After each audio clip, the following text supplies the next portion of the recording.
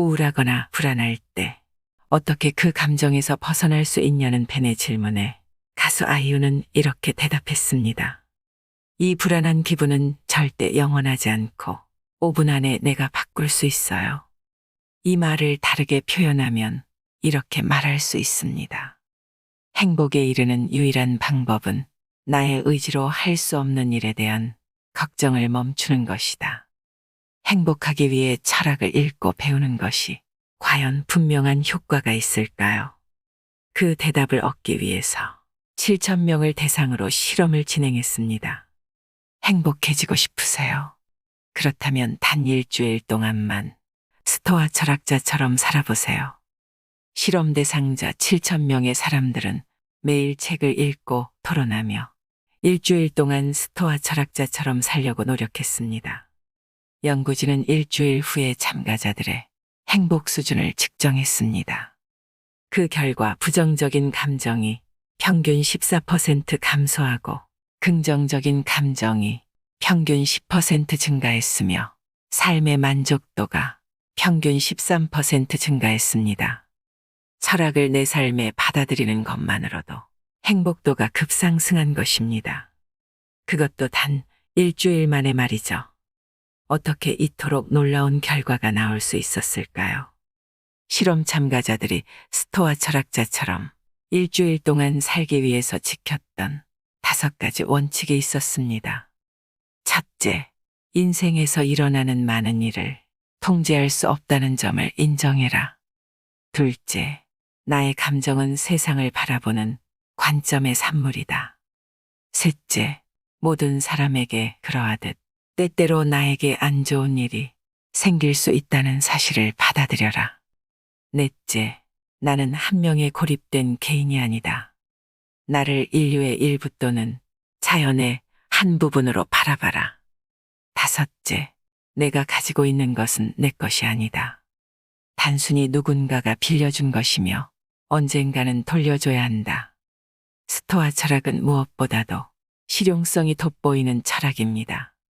비행기를 놓쳤을 때, 길이 막히는데 앞차가 끼어들었을 때, 무시무시한 병에 걸렸다는 진단을 받았거나 죽음을 앞두었을 때 등 대부분 상황에서 유용합니다. 오늘 소개해드릴 책은 불안을 이기는 철학입니다. 더 이상 불안해하며 인생을 낭비하지 마세요. 인정받지 못할 거라는, 사랑받지 못할 거라는, 성공하지 못할 거라는, 해내지 못할 거라는 막연한 불안과 무기력으로부터 자유로워지시길 바랍니다. 죽음을 인식할 것. 나의 죽음을 자주 생각해 봄으로써 두려움을 없애라. 부정적 시각화를 연습할 때는 다른 사람의 죽음을 생각하는 것뿐만 아니라 내 죽음에 대해서도 생각해 봐야 한다. 스토아 철학자들은 죽음의 가능성과 지상의 할당된 시간을 현실적으로 바라봤다. 그들은 죽음은 통제할 수 없지만 죽음을 어떻게 생각할지는 통제할 수 있다는 걸 깨달았다. 에픽테토스는 이렇게 말했다. 죽음을 피할 수는 없지만 적어도 죽음에 대한 두려움에서는 벗어날 수 있다. 스토아 철학자들은 죽음이라는 현실을 인정함으로써 죽음에 대한 공포에서 벗어났다. 고대 로마에서는 장군이 전투에서 승리하고 영광스럽게 귀환할 때 노예가 동행했다. 그 노예는 오늘의 승리가 영원하지 않으리라는 걸 상기시켜주는 역할을 했다. 메멘토 모리.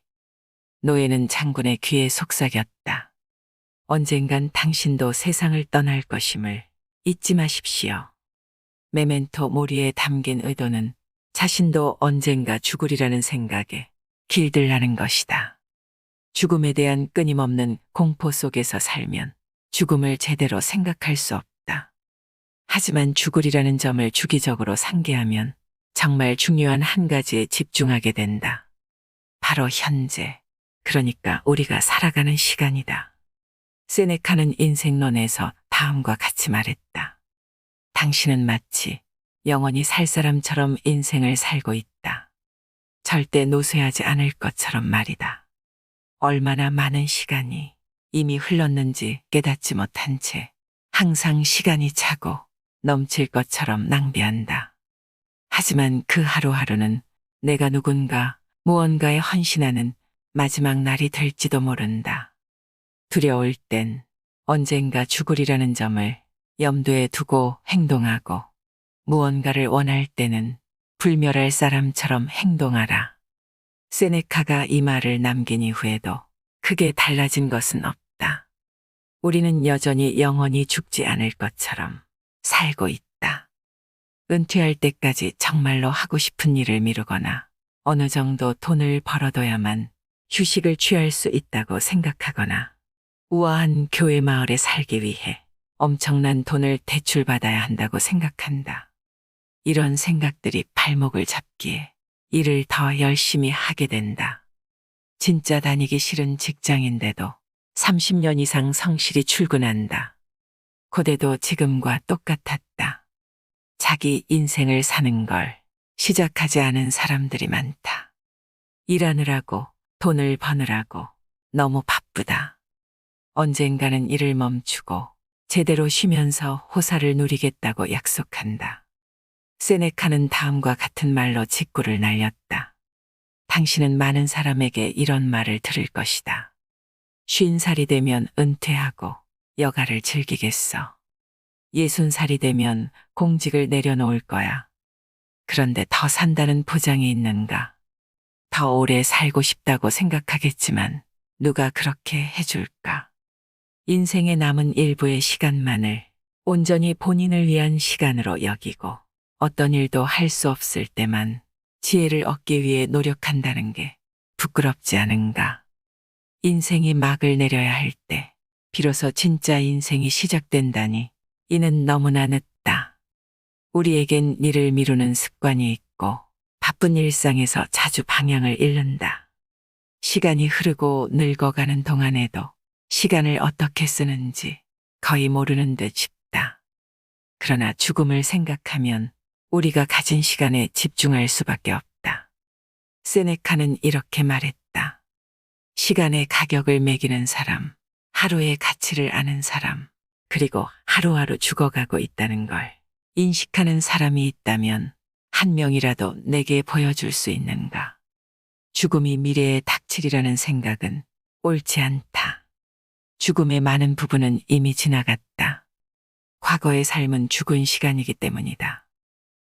중요한 것과 그렇지 않은 것을 알 것.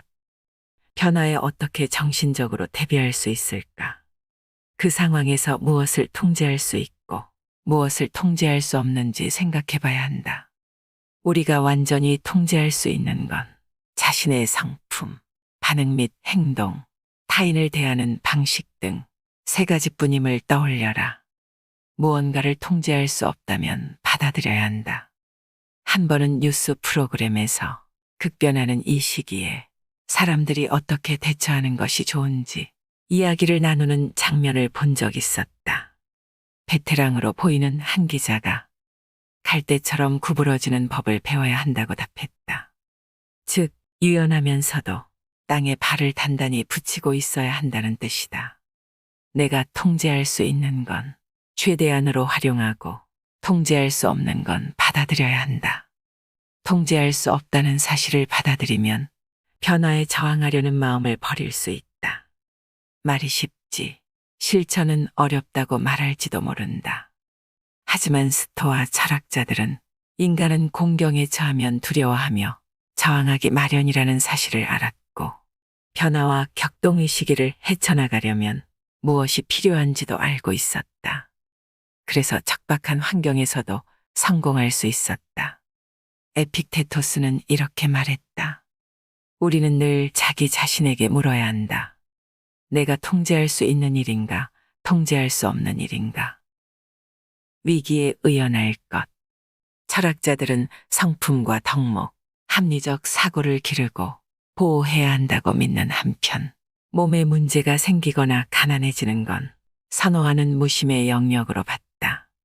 건강하거나 돈이 많은 건 선호할 만한 일이지만 결국에는 무심하게 대해야 한다는 것이다. 아우렐리우스는 명상록에서 무심의 범주 안에 들어가는 일에는 무심해야 한다라고 말했다. 돈이나 좋은 평판, 건강과 좋은 집을 선호한다고 할지라도 이를 가지고 있든 잃었든 무심해야 한다는 뜻이다. 가지면 좋지만 없어도 괜찮다는 얘기다. 갑자기 무언가를 잃고 고통스러워하지 않으려면 애초부터 무심한 게 훨씬 낫다. 무심은 위기가 닥쳤을 때를 대비해 내적으로 불굴의 용기와 힘을 키우는 방법이다. 세네카는 친구 루킬리우스에게 이렇게 조언했다.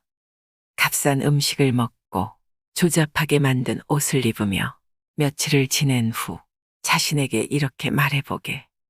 이런 게 내가 두려워하던 환경인가? 더 스트레스 받을 때를 대비하여 영혼을 미리 담금질해 놓으면 걱정하는 일에 대한 면역이 생긴다네. 진짜로 초라한 침상을 준비하고 까슬거리는 망토를 걸치게. 빵도 딱딱해진 것만 먹게나 한 번에 사나흘 아니면 더 길게 이런 상황을 연습해보면 좋네. 단순한 취미가 아니라 나를 시험한다고 생각하게.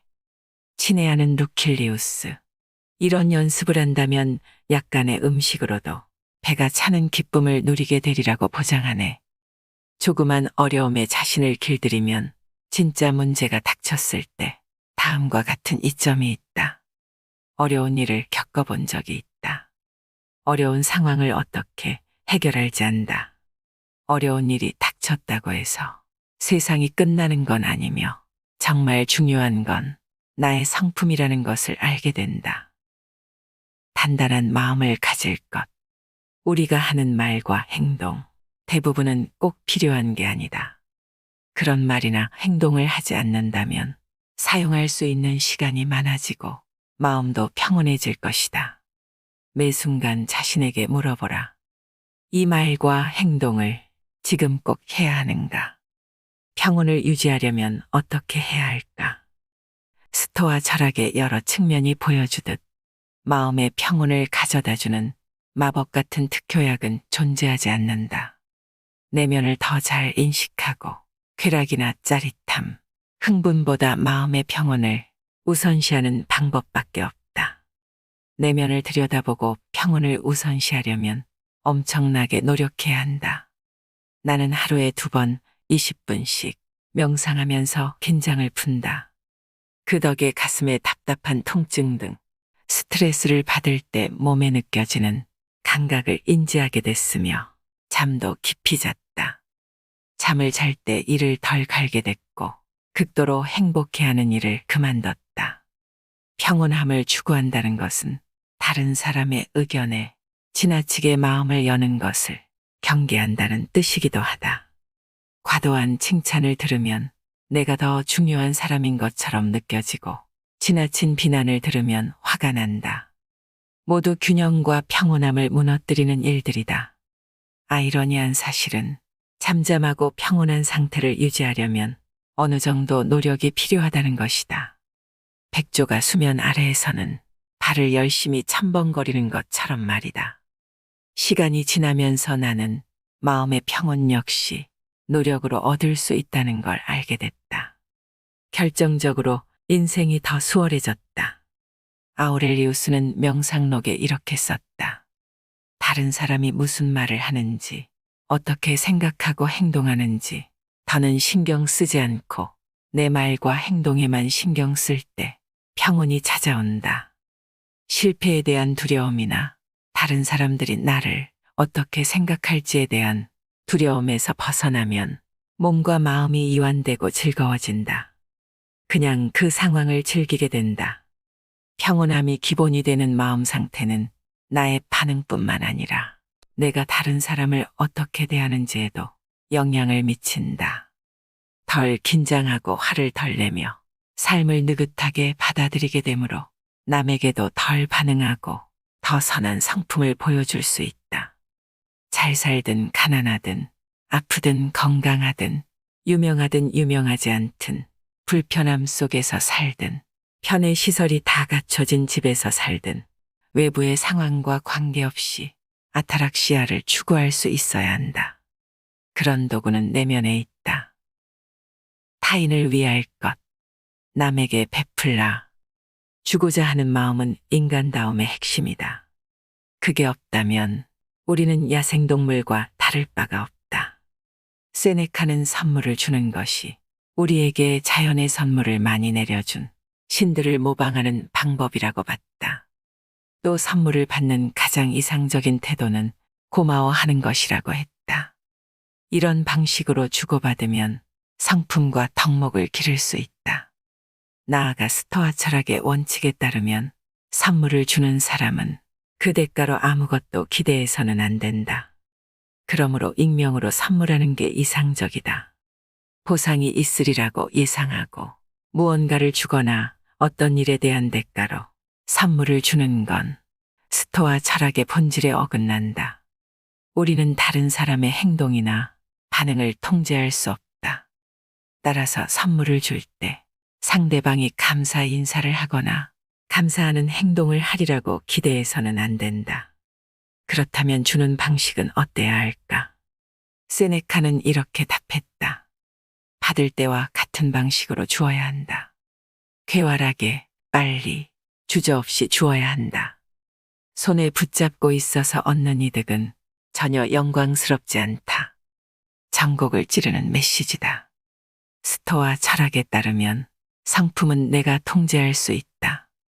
인생은 가혹하고 예측하기 어려우므로 우리는 최선을 다해 성품을 빚고 유지해 나가야 한다. 스토아 철학자들에게 선한 성품이란 용기와 절제, 지혜 그리고 정의라는 네 가지 덕목을 기르는 것이었다. 그래서 선한 사람이 되는 것이 스토아 철학 여정의 목표에 포함됐다. 하지만 타인이 선한 사람이 되도록 그를 바꾸려는 생각은 버려야 한다. 아우렐리우스는 다음을 자신에게 상기시키며 성품이 좋지 않은 사람을 인내하는 법을 배웠다.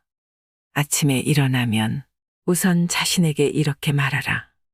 오늘 나는 다른 사람의 일에 참견하기를 좋아하는 사람, 은혜를 모르는 사람, 오만한 사람, 교활한 사람, 잘 속이는 사람, 시기심이 많은 사람, 이기적인 사람들을 만나게 될 것이다.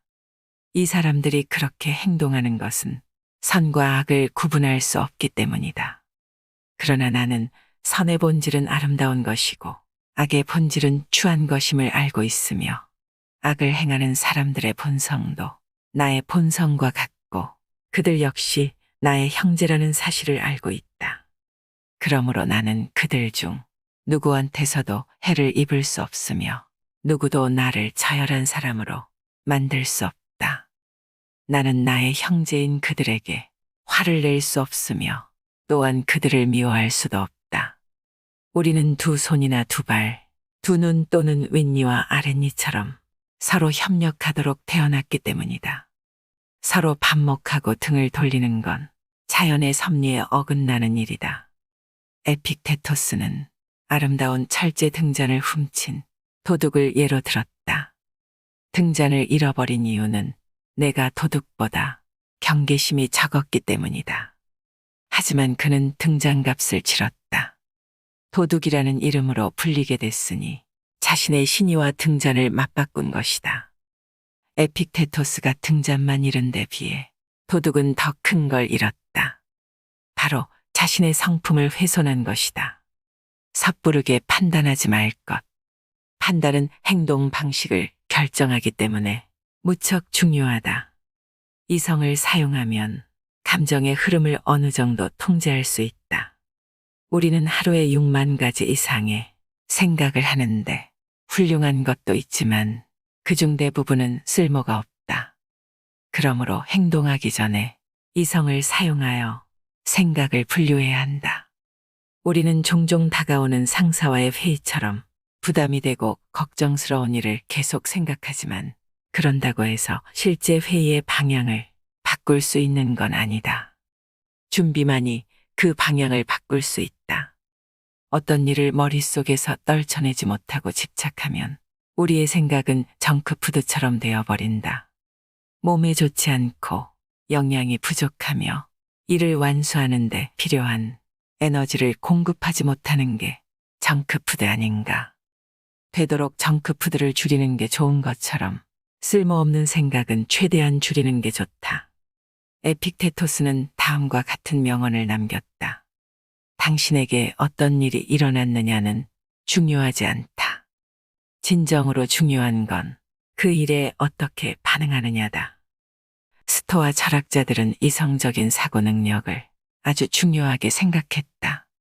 인간은 이성적으로 사고하는 능력을 타고나며 그 능력을 사용하면 너무 들뜨거나 잘못된 감정 상태에서 벗어날 수 있다. 어떤 기준으로 판단해야 하는가?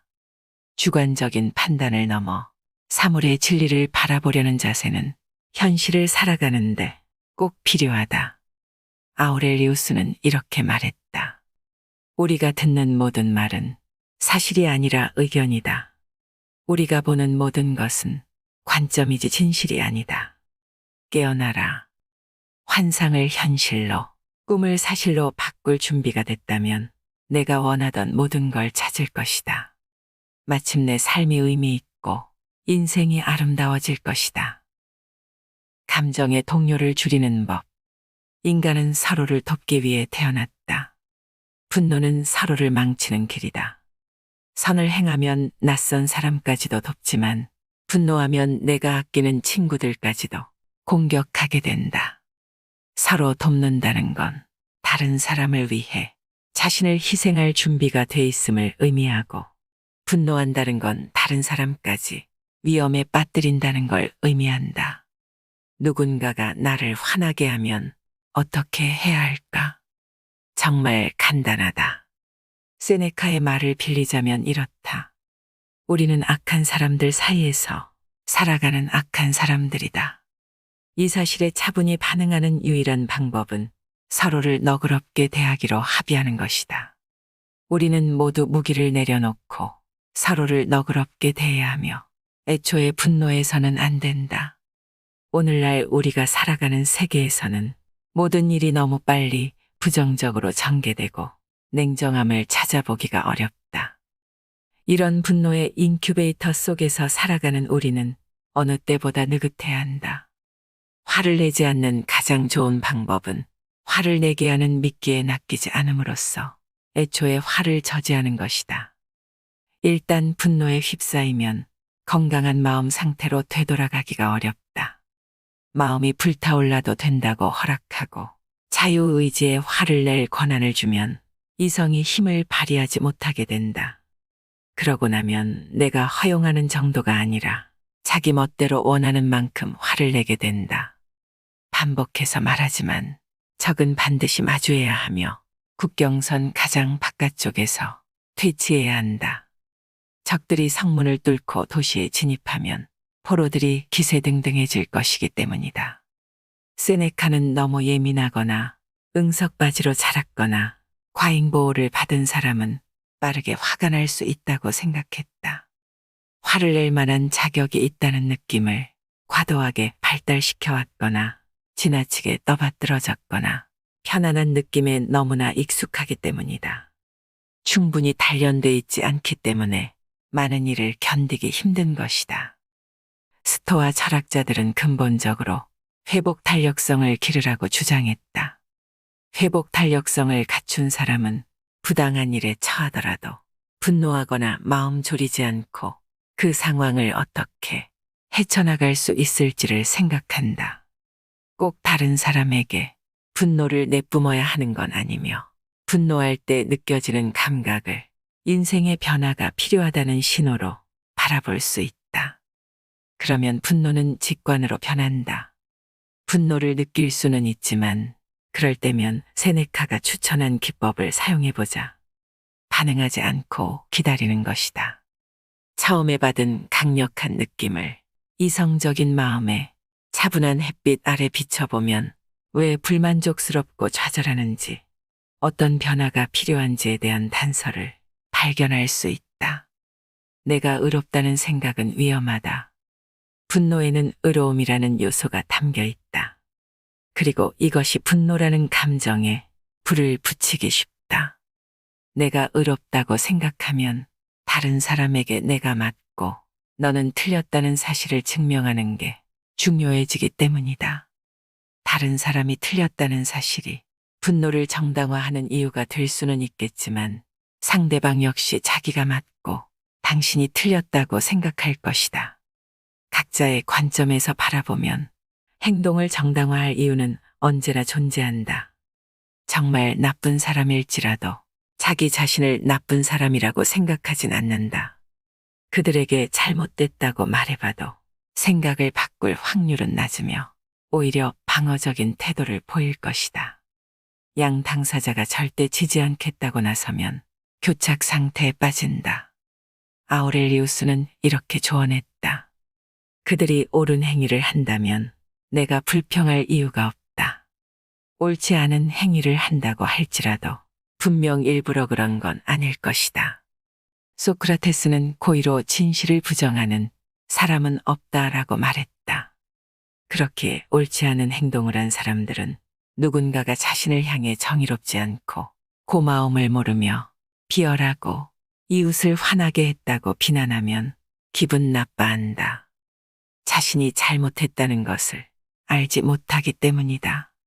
아우렐리우스는 나를 화나게 한 사람을 악마라고 부르는 건 소용이 없다고 강조했다. 누군가가 당신에게 실수를 저지르거나 화를 불러일으키는 행동을 했는가? 다 똑같은 인간이니 분명 당신도 그런 행동을 한 적이 있을 것이다. 그는 말했다. 당신도 그 사람들과 다르지 않으며 다양한 방법으로 다른 사람들의 화를 돋운다. 이는 나만 도덕적인 사람이라고 생각하지 말라는 교훈을 준다. 분노를 조절할 줄 알더라도 나도 다른 사람을 짜증나게 할 수 있음을 마음에 새겨라. 이럴 때는 세네카의 조언을 따르면 된다. 서로를 너그럽게 대하기로 합의하라.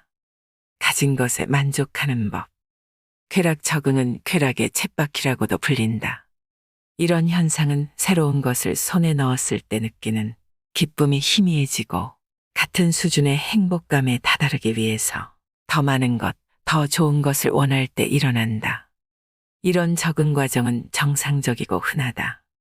한때는 원했던 대상도 적응하면 새로움이 사라지고 그 대상을 평범한 삶의 풍경에 통합한다.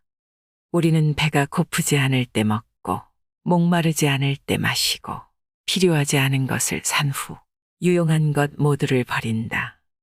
누가 당신에게서 무언가를 사겠다고 하면 그가 사고 싶어 하는 걸 팔지 말고 원하지 않는 것을 팔아라.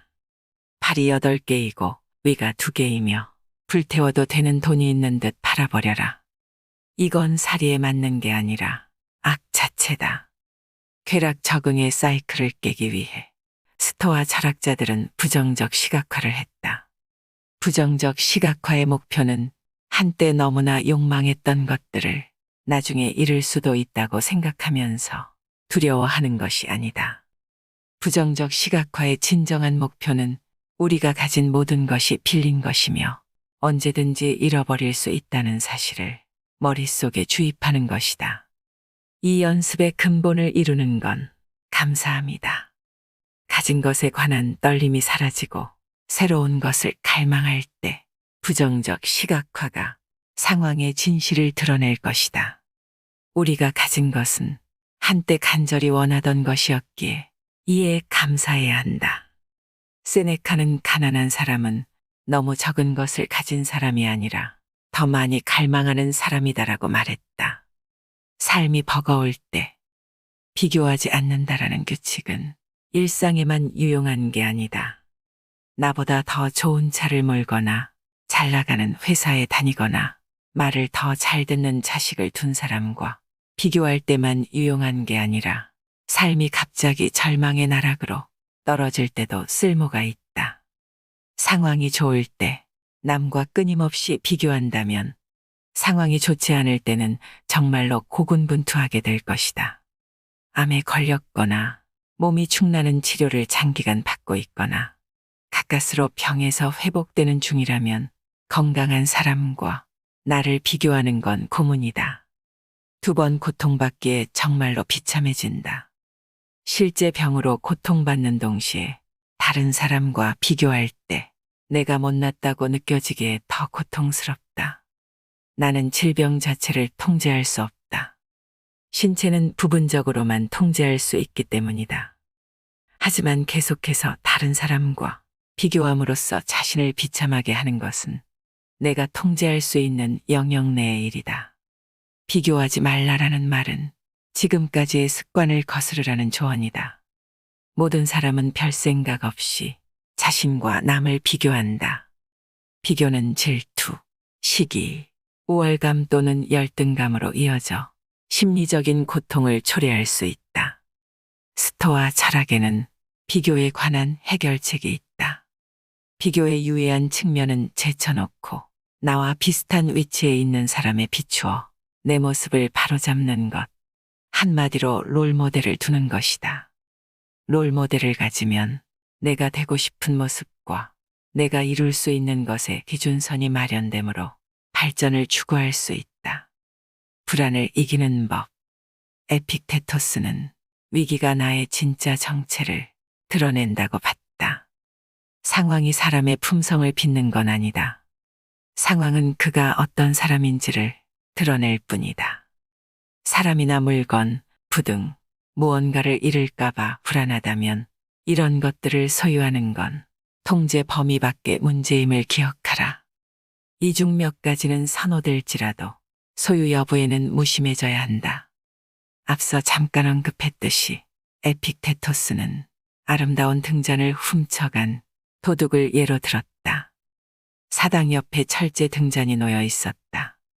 나는 창문 밖에서 나는 소리를 듣고 아래층으로 뛰어내려갔고 등잔을 도둑 맞은 걸 알게 됐다. 곰곰이 생각해보니 비합리적인 이유로 이 등잔을 훔친 건 아닐 것 같았다. 내일 그 자리에는 값싼 독이 등잔이 놓일 것이다. 사실 사람은 가진 것만 잃을 수 있는 법이다. 불안감에 휩싸일 때면 아우렐리우스의 가르침을 떠올리자. 상상에 압도당하지 말고 내가 할 수 있고 해야 하는 일을 하라. 스토아 철학자들은 한 번에 한 걸음씩 나아가고 현재에 집중하라고 말했다.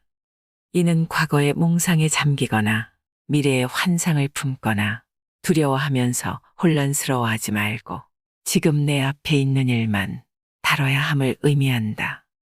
지금 이 순간을 소중히 여기라. 이 순간의 특별함에 몰입해보라. 이 사람 저 사람의 말에 답하고 도전해보며 행동해보라. 더는 회피해서는 안 된다. 쓸데없는 고민을 하지 말라. 지금 내 위치에서 온전히 살아가려면 진정한 의미에서 인생을 살아야 한다. 팔짱 낀 채 구경하지만 말고 참여하라. 노력하라. 에픽테토스의 말이다. 무언가를 잃는데 불안해해서는 안 된다는 사실을 상기시키고자 이 구절을 인용했다.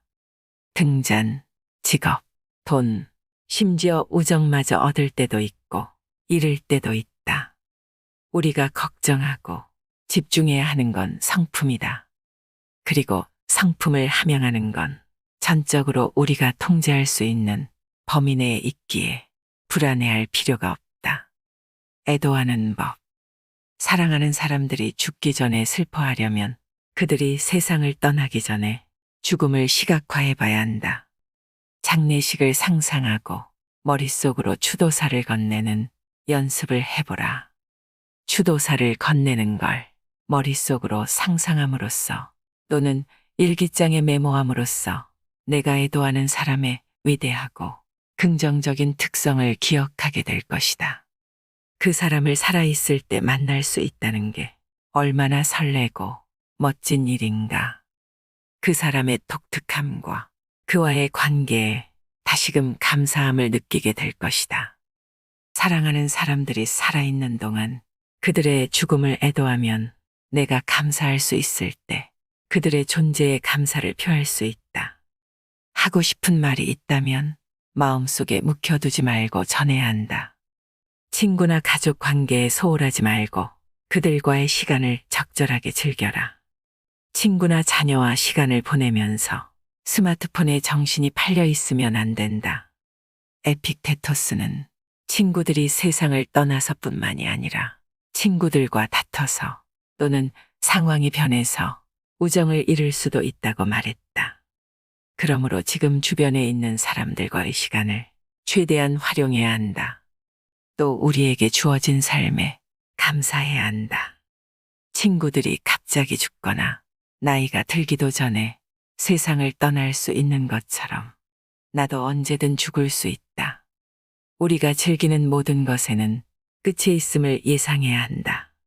아주 먼 훗날까지 기다렸다가 세상과 세상에 있는 모든 것을 즐기고 싶진 않을 것이다.